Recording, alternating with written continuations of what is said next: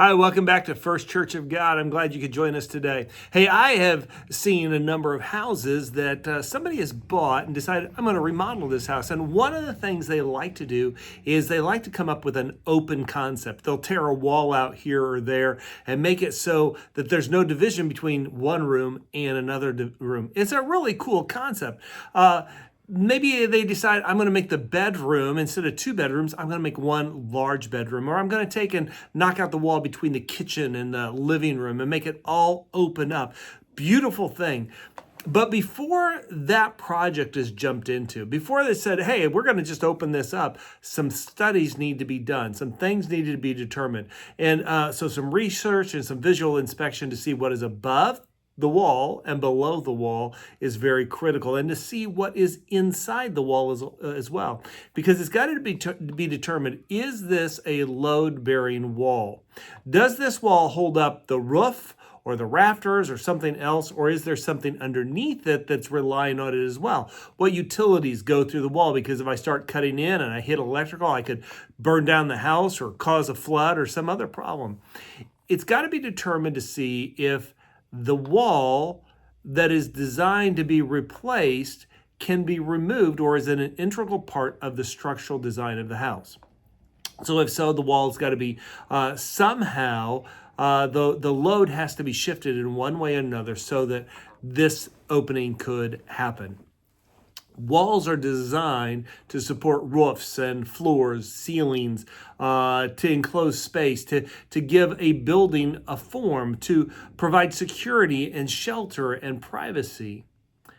Some walls hide various utilities such as water and electricity. There is insulation to keep the house cool or warm, and to keep the outside from getting onto the inside. Now, a wall can change a carport into a garage. Now, I'm told that some spouses, the number one, or the two complaints about a spouse is, one, they don't listen, and two, well, I don't remember number two. Other issues that I found that a number of couples fail to remember is how sound works. There is a source of the sound, and then there is a receptor to the sound. But there can be some things that stand in between those two places that keep the sound from getting where it's supposed to be. If you can't hear, or if you can't see the receptor's ears, don't expect them to hear you. Why? Because God has placed these receptors, our ears, on the side of our body, but He pointed them forward so that sound is supposed to come to us, not from behind us. When we attempt to talk through walls, we sound more like Miss Donovan or Miss Othmore of Charlie Brown going, wah, wah, wah, wah, wah. So what are we guilty of? Rather than getting up and getting closer, we get louder. And the only people that listen when we're yelling at each other are the neighbors. God created us to be able to have relationships, to be in connection with each other. But too often we isolate ourselves and become frustrated. We have flipped our priorities and placed job over and self over God and spouse and family. And the danger of isolation is deterioration. If we isolate, we deteriorate.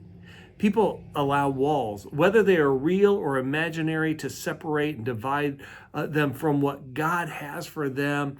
And the one prayer that Jesus prayed that was never answered by the Father is, Father, may they be one as you and I are one. Also, we are waiting for the wrong person to tear down the walls. While waiting, we keep adding stones and bricks around our hearts and around our families, keeping us from all the good that God desires us to have. I'm reminded of a wall that we read about in the book of Joshua. It was the wall of Jericho, Joshua chapter 6. It says, now the gates of Jericho were securely barred because of the Israelites. No one went in and no one came out. Then the Lord said to Joshua, "See, I have delivered Jericho into your hands, along with its kings and its fighting men. March around the city once with all of the men armed. Do this for 6 days. Have 7 priests carry trumpets and ram's horns in front of the ark. On the 7th day, march around in the city 7 times, with the priests blowing the trumpets. When you hear the sound, hear them sound a long blast on the trumpet, have the whole army give a loud shout. And the wall of the city will collapse, and the army will go up, everyone straight in." So Joshua, son of Nun, called the priests and said to them, "Take up the ark of the covenant of the Lord and have 7 priests carry trumpets in front of it." And he ordered the army advance march around the city with an armed guard going ahead of the ark of the Lord. When Joshua had spoken to the people, the 7 priests carrying the 7 trumpets before the Lord went forward, blowing their trumpets, and the ark of the covenant followed them. The armed guards marched ahead of the priest who blew the trumpets, and the rear guard followed the ark. All this time the trumpets were sounding, but Joshua had commanded the army, "Do not give a war cry, do not raise your voice, do not say a word until the day I tell you to shout. Then shout." So he had the ark of the Lord carried around the city, circling it once. Then the army returned to camp and spent the night there. Now, the scripture goes on to give some more of the instructions of what they were to do and what they were not to do. God had already promised the Israelites the promised land, but Jericho stood in the way. God told them to go and take down the walls, but it required them to be obedient to God. God spoke to Joshua and started marching. He put the band out in front, had a guard in front of them, then the band, and then the Ark of the Covenant, and then another guard. He says, "Have them play, but everyone else, be quiet. Hush." Can you imagine walking 1.5 miles without making a sound? And if you're by yourself, no earbuds, no cell phone, maybe you could do that. But you're with a group.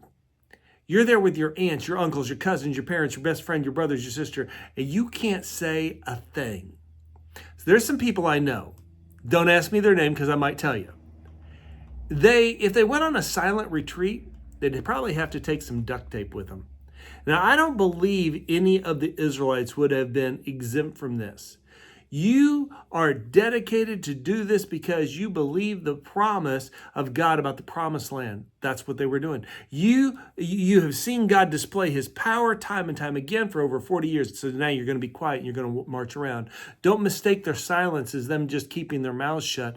I think that they knew that they could talk to God without the high priest. Their high priest was in front of the parade, but the people knew what is spoken audibly can be heard by all. Speak inaudibly for only God to hear. So how does this apply to us? Thanks for wondering.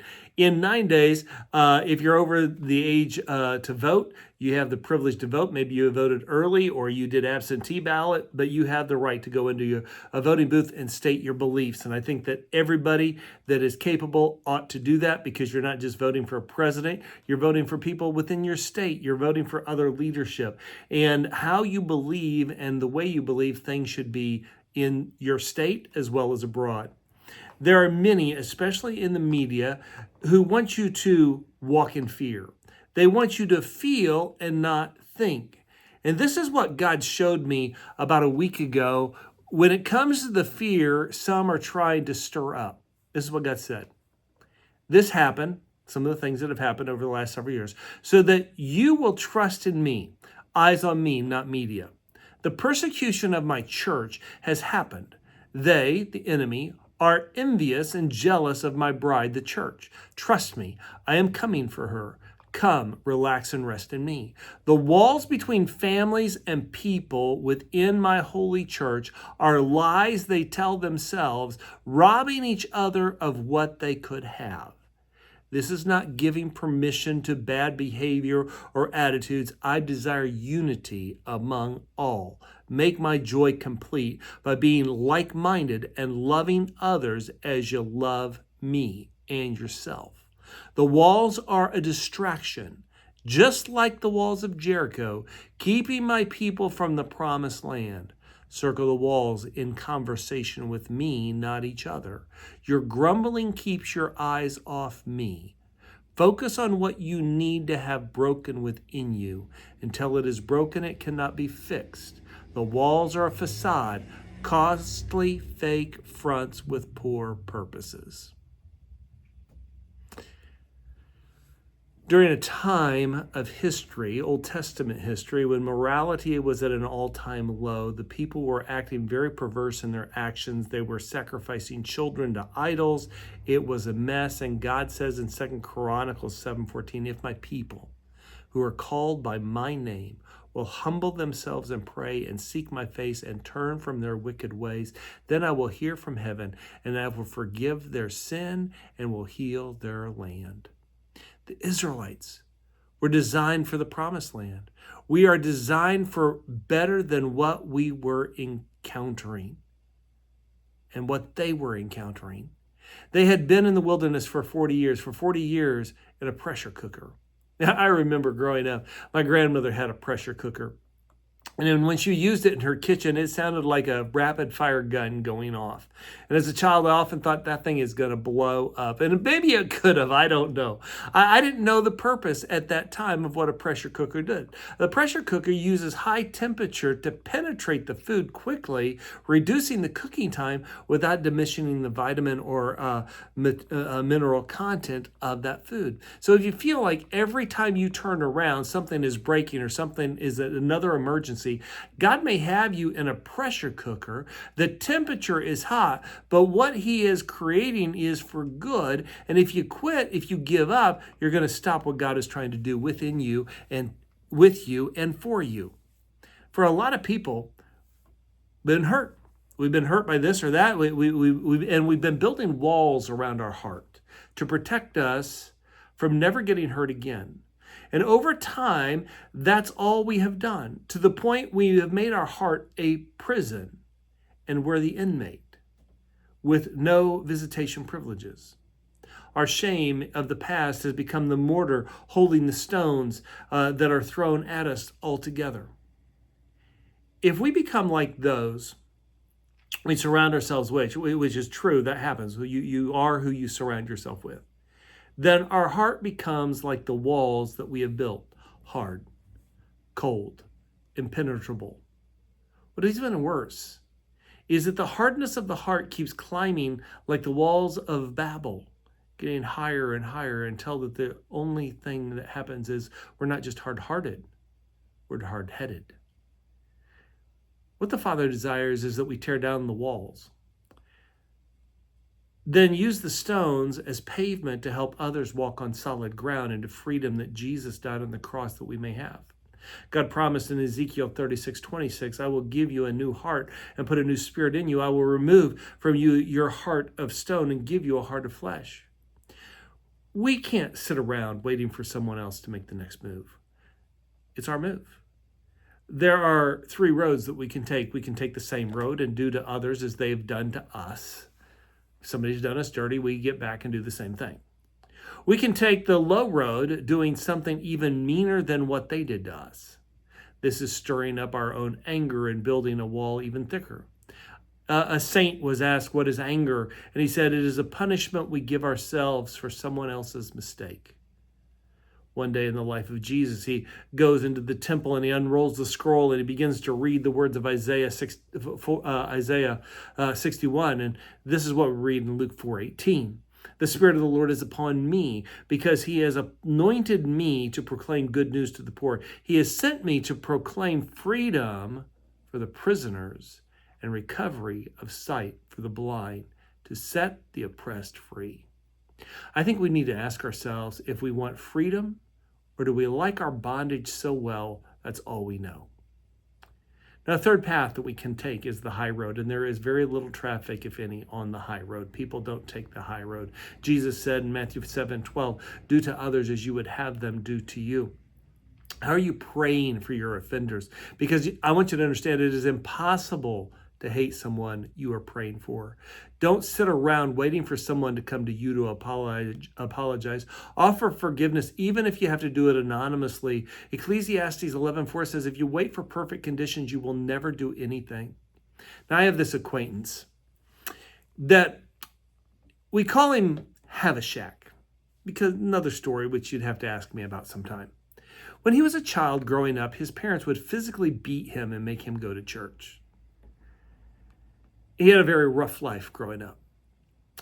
As an adult, in a period of about 9 months to 12 months, his wife left him for his best friend. His parents both died. And he turned his life to some very bad behavior. His heart had a double thick wall around it, like the walls of Jericho. One day, we were in the same location and we had been talking, and I said, what would it look like if you went to your parents' grave? You took a helium balloon and you wrote, I forgive you on that balloon. And you wrote a message on that balloon and you released it airmail to them at that cemetery. A few years later, I get a phone call from him. He is crying. He's boo-hoo. And he says, I did it. I released the balloon. That day, he didn't just release a balloon. He released his parents and himself from the walls that he had built. Now, so often you see me use a triangle, and I talk about a triangle quite a bit, about our personal relationship with Jesus. But let's think about it in one more way. In the triangle, what if God is at the top of the triangle, and you are down here on one corner, and somebody you care about, somebody you have a relationship, somebody you love is on the other? The closer you draw to God, the closer you draw to them, because it shortens the distance from where you were when you were at the bottom of the triangle. But if you or they start drawing away from God, it creates a greater distance between you and them. You cannot get to God by running around the base to them and grabbing onto their shirt tail. It's all about your relationship. The further you draw away from God, the further you draw away from them. The closer you draw to God, the closer you draw to them. It's a personal relationship. That's what we have to have. Jesus promised, draw near to me and I will draw near to you. Psalm 91:1 says, whoever dwells in the shelter of the Most High will rest in the shadow of the Almighty. You cannot have the peace of God unless you sit in the presence of God, and you can't experience the presence of God unless you are walking in obedience to God.